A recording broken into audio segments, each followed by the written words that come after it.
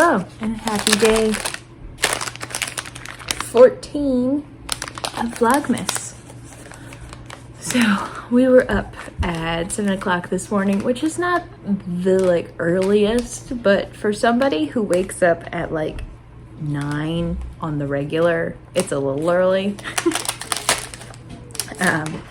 We got our truck over to get inspected, and it does need a piece replaced, but it's not a huge deal. Whoops. This side, I'm looking at you on this side. A little peppermint. Ooh, look, how pretty is that? It matches my nails. I don't know, I'll have to flip it over and show you, but it does match my nails. And a very pretty silvery gray. Ooh, that's so cool, I love it. Okay, yeah, I've opened my mini for the day. I could definitely use another cup of coffee. Yeah, it was a long morning. It got all done. We did a little bit of exploring. It was not interesting unless you wanted to see me walk around a Dollar Tree and a Shoppers Drug Mart. Not very interesting. So, the interesting thing that'll happen today is I'm gonna make some chicken pot pies. Not chicken, turkey pot pies.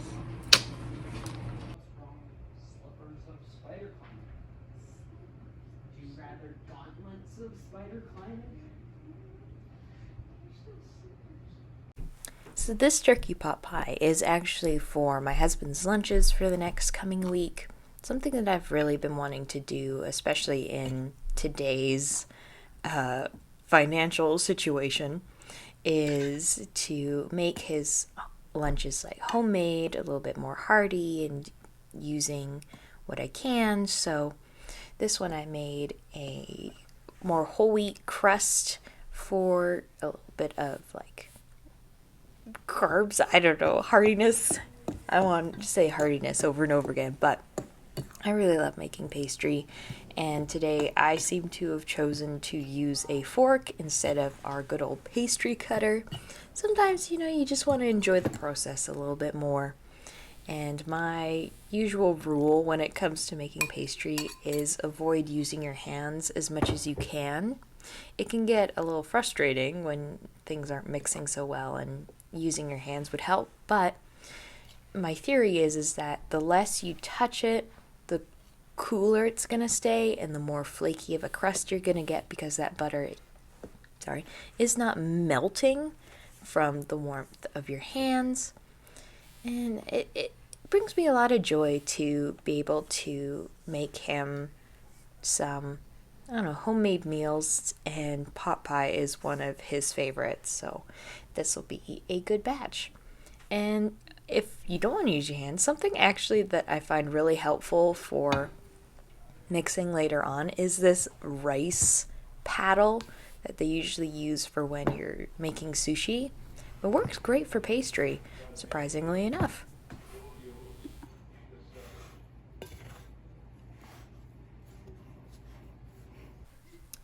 So for the filling of this pot pie, I grabbed some green onions that were kind of starting to wither away. I got a carrot, celery, and a good old potato, because it needed a little bit more.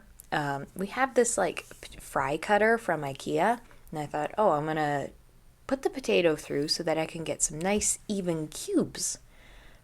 This turned out to be really hard, and I had to employ the help of one of my brothers.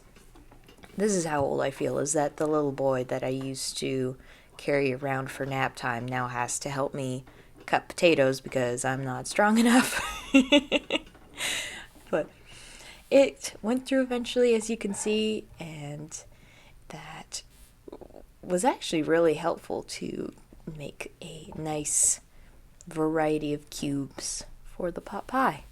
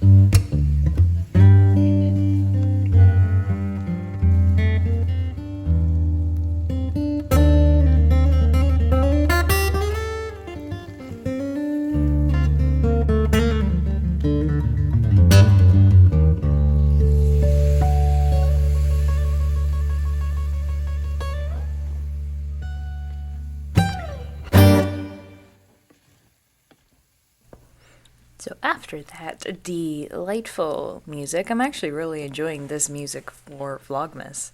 I hope you like it too.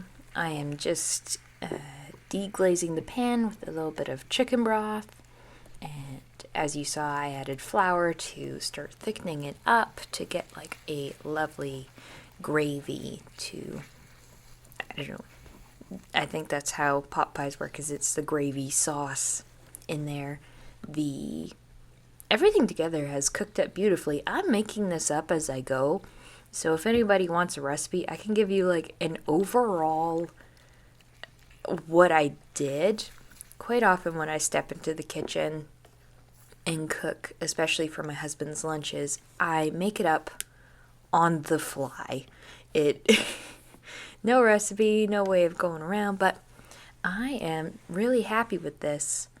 And here's a little image of the teas that we're going to use for the kombuchas, because I completely forgot that I was supposed to change it 2 days ago. That's okay. It holds up. And I am going to be splitting the SCOBY so that I can have 2 kombuchas going at the same time.